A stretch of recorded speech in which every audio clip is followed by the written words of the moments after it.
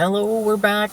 I am back at the thrift store, of course, because that's my usual weekly stop. And today is the first day since a long time that we were actually allowed to go inside without wearing a mask. So, kind of like the good old days, so to speak, from before 2020. Although we did have some time during 2020 where it was also not necessary anymore. So, for a couple of weeks, I think about 2 or 3 weeks. We were just walking around without a mask on, and then suddenly they went back to the mask mandate and all that sort of thing. And actually, I kind of forgot very quickly that I didn't have to wear a mask because it was so natural to not have to put one on. And so, even though I did bring one just in case, which I doubt I'll need it, I'm just going to continue to not wear it, and hopefully this will have been the last time that we've actually needed to wear it, so who knows. I have heard some people on the radio in particular, I guess trying to get interviews with people who are afraid now, because you know that when they put it on the radio and TV, stuff like that, when they talk about these topics, they're always trying to find people who are scared so they can try to maybe get other people to be scared or something as well. Like, oh, what do you guys think? Are you okay with everything going back open and everybody taking their masks off? Are you okay with that? Is that scary to you? And then, of course, they try to create this atmosphere of fear and stuff like that and all that sort of thing. So that was kind of nonsense. Anyway, so I went to the thrift store again and I got a bunch of baking trays. I got one for, I don't even know what type of cake that is, but they're round and they have like these wavy edges and a little rim around the edge, I guess, so you can put icing on top or something. I don't really know what type it is, but I kind of got it because I have a microwave oven, which is a combination oven, like a hot air oven and microwave in one. And if I want to bake bread or something like that, then I always have to try to fit it in there. And of course, it's a standard microwave size, so the regular oven trays don't fit. And the square ones don't rotate. I can like fit them in one way, but then they just kind of get stuck. And I either have to take out the glass plate at the bottom, which is of course going to continue to turn on the little cogwheel, so that it doesn't continue to try and rotate this tray, and I keep hearing it like bumping against the edges. So if I can find a round tray, then I'm very happy with that. Also, I found a slightly smaller tray, which is rectangular, but at least I think small enough to fit on the standard tray that goes inside of the microwave oven, so I'll be able to use that as well. And I got this turban cake one that I thought was very interesting. It's from the same brand as the round dish, and I believe that is a fairly good brand, so that's why I got it. Like, it looks pretty good still, and I figured if I ever want to make a turban cake, then I'll have a shape for that. I think I have a silicone one, but I'm not really sure about that. I may have actually tossed that one at some point. Like when I was going to move to where I'm currently living, I went ahead and tossed a whole bunch of stuff because I didn't want to have to move everything, just to kind of I got distracted by a car that looked like my old car there for a second passing by, because of course there is a lot of traffic. Anyway, so I just kind of tossed everything out, which I didn't need anymore, which I think a lot of people do when they have to move houses, so you have to drag less stuff around. Anyway, so I got one of those. Other than that, I just got a bunch of warm clothes, because even though it's not really winter anymore, some days are really, really cold, and other days are just not quite warm enough. And then particularly because I spend a lot of time sitting behind the computer, I like to have something warm on, so I got a nice warm vest, a nice fluffy thing, and some other sweater-like things and knitted stuff that I just like to have on, particularly if I'm working from home and nobody really sees what I'm wearing. I figure I will put on something that's warm, but not necessarily the most stylish, because, you know, it's comfortable, and that's how I like to be. So that is all I really got. Oh no, wait, there's one more thing. I got a beret that I found, and the symbol on the beret is the symbol that my dad's unit used to have back in the, when did he go, 60s, 70s? I don't know exactly when he went to the draft, but so I have found like military berets in the past in a thrift store, and then I showed them to him, and he'd start talking to me about his military time and how that wasn't the one that they used to wear. And then the other day he actually told me what it used to look like, and it looked like that saint fighting the dragon. I don't really know what his name is in English. It's Joris in Dutch, but I don't know what the English one is. Anyway, so that was the symbol, and I couldn't find it before, but today I was looking through the carnival clothes that they'd put up in the thrift store, which is often just people's old clothes that they never wear anymore, and then they just decided to wear it during Carnival. And a lot of times old military stuff tends to end up there, particularly berets and hats that you wouldn't normally wear. So I don't know who would wear that for Carnival, but apparently some people do. And in this case, somebody who used to be part of that same type of unit decided to donate their beret, or somebody decided it on their behalf. I don't know. Either way, so I found it and I thought, hey, this looks a lot like what my dad described. Hopefully it'll be the thing, which would be good because that might give him a little boost in morale next time I see him. And I have a reason to go and see him as well, because normally I can't really talk to him very much. Like, for the people who don't know, which I think is most people, growing up, my dad didn't really involve himself with raising the kids, me and my brother, so we didn't really have much of a bond with him to begin with. And so we can't really talk to each other about serious topics. Mostly we'll stick to things like the weather and recent events, what's on TV, that type of thing. But if I can get him to talk about something from the past, which is something that he really likes to talk about because he has a lot of stories about, of course, how he was super cool and how all his superiors being idiots and stuff like that, which I'm pretty sure a lot of veterans have. At least people who like to seem like they were really cool in their military days, that might give him something fun to talk about, and I'll have something to spark that conversation. So, speaking of military service and my dad and his brothers, we don't really have a great record with that, apparently, because my eldest uncle on my dad's side and his younger brother, my dad's younger brother, they all three of them went into the military due to the draft was still operational. And my oldest uncle really didn't want to go.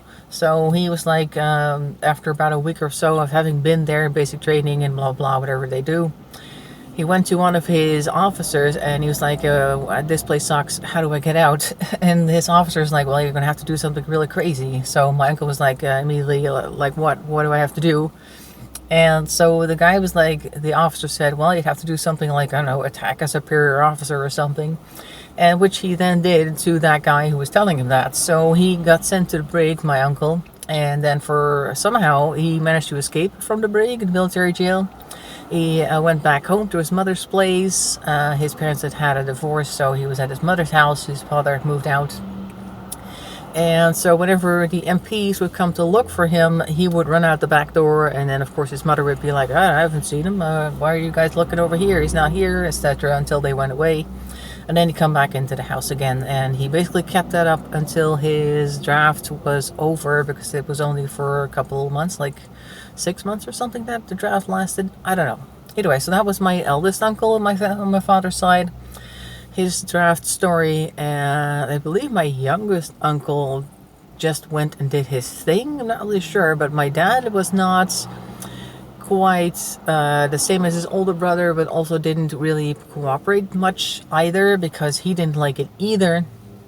He didn't necessarily immediately start to protest like his older brother did, but what he did do, during one of the first marches they had, he ended up stepping on like a concrete ledge on the side, and that like wrecked his ankle, like stretched those muscles, right? Like I sprained his ankle, that's what it is that I'm looking for. So he sprained his ankle, and he wasn't supposed to put any weight on that foot, or not too much, so he couldn't like do guard duty, he couldn't stand around, he couldn't do any of the physical exercises that they had set out for him. And every time that he would have to go to a doctor to have it checked out, to a medic, he would just spend some time leaning on that foot so that it would get all red and swollen again, his ankle. And then of course he would go in for his medical checkup, and they were like, nope, still not ready, you're gonna have to spend another couple of weeks. I don't know how they did it back then, but apparently that was still possible. I'm pretty sure you wouldn't be able to get away with it today. But anyway, so he was able to keep that up for a while.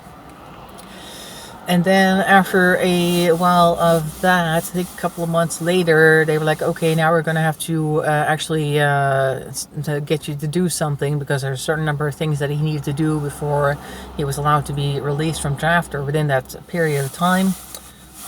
They sent him and his entire bunch on a camping trip in the Ardennes, like the forest, so to speak. And it was in the middle of summer, and during the day it was really warm. But during the nighttime, it suddenly froze. So we had like a whole bunch of guys, or they had a whole bunch of guys because I obviously wasn't there. But there was a whole bunch of guys there that, of course, were dressed lightly, and they had like a light sleeping bags and nothing winter-proof. So the entire bunch got pneumonia. So they were sent to the hospital for that for a couple of months. And he was already like way into his service by the time that he finally got released from hospital. And then his superiors were like, we can't let you leave without a driver's license, and you need to do something in between time. So we're going to set you on driving instructions, stuff like that. You have to drive a whole bunch of trucks and stuff around in order to get his driver's license. And because that was going to take so much extra time, he wouldn't really have time for regular exercise after that, except that he needed to do some type of job. And he was like, oh, I like cars, put me in a motor pool. So he went ahead and he was working on Jeeps and tanks and all this other stuff. And he really likes that. So that was like something that was really a good arrangement for him, like driving and working on engines. Great combination. So he went ahead and did that.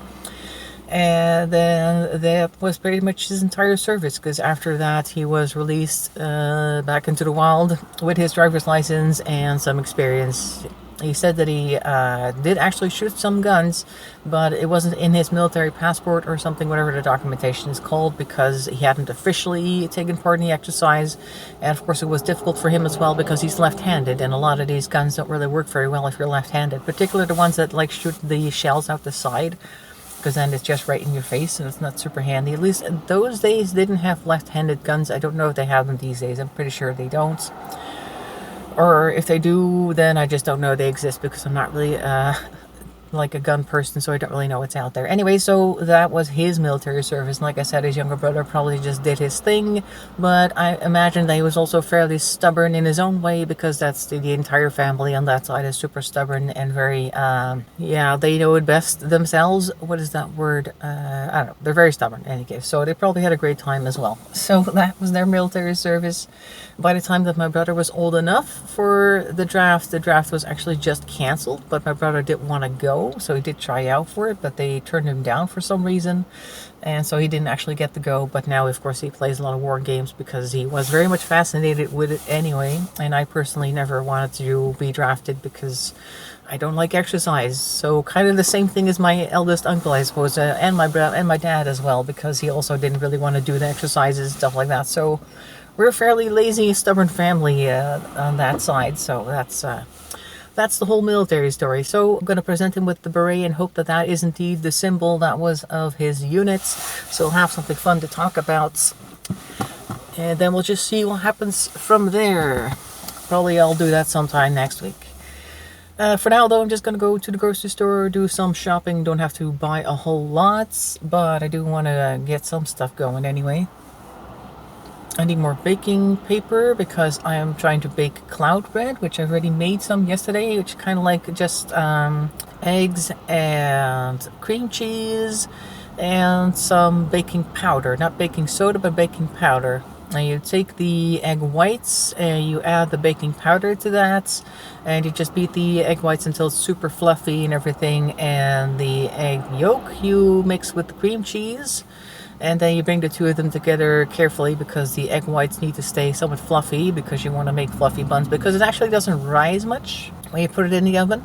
So you need to make sure that it's at least somewhat fluffy when you put it on the tray, and then you bake it for about 15 minutes. I baked it for about 15 minutes at 200 degrees, and I really don't like preheating ovens, so that's why I did it for 15 minutes, because of course it went into a cold oven, but it worked out. And then you have something that looks kind of like bread, but tastes a bit more like a salty omelet, with some extra seasoning, of course, because you have the creaminess of the cream cheese in there, which is also very nice. So it wasn't bad. It was actually pretty good. I put a little bit of cheese on it, like a cheese sandwich, and it was quite tasty. So I'm going to try to make that more often to replace bread, because I am trying to do a low-carb diet, and a lot of carbs, of course, are in bread and stuff like that. So bread, pasta, and rice are very high in carbs, along with other things that are naturally high in sugar.